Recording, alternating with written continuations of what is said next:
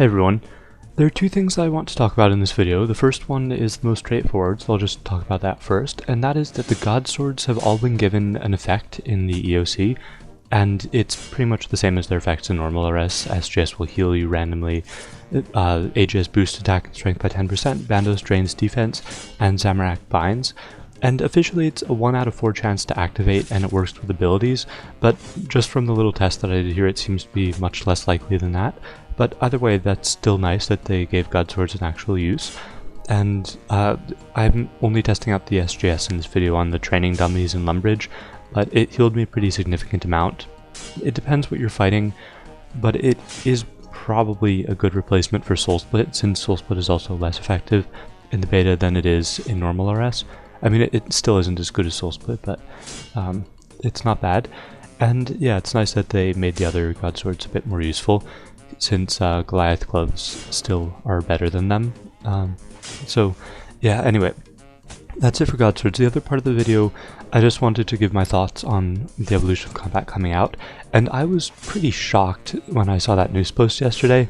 I hadn't really been online much during the day, and then I came back in the evening and I looked and it was like, what? Evolution of Combat's coming out?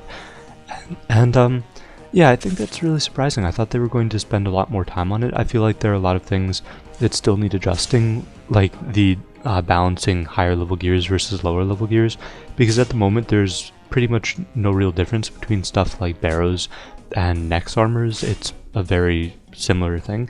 Not to mention that the Godsword sets are pretty much equivalent to all of the barrow sets.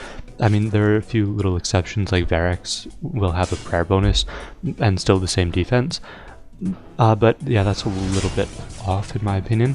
And also they still need to balance a lot of the drop tables and a lot of the little things. For example, Tormented Demons, the claws, Dragon Claws are going to be useless in the beta pretty much. They're going to be pretty much like Dragon Scimitars.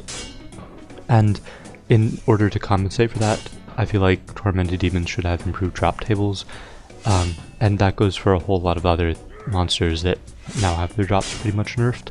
So I'm pretty surprised that they're doing it now. I'm sure they're going to get a lot done in the next 2 weeks before the EoC is released on the 20th of November, but still surprising.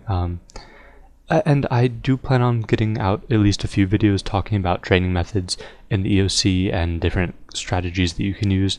I'm going to be practicing a lot because I'm going to want to try out doing the Crucible when it comes out, because I still want to get those Crucible rewards, but I haven't really been able to get into it in normal RS because it's full of Gano prods. So I think EoC should be good for that, make it a bit more balanced and more interesting.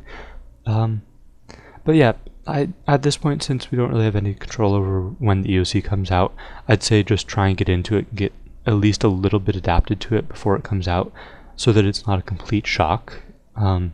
And that's really all that I wanted to say for this video. Just a bit surprised that it is coming out so soon, and just hoping people can get prepared for it. So thanks for watching. I hope the Godsword effect is interesting to some of you, and hope you enjoyed.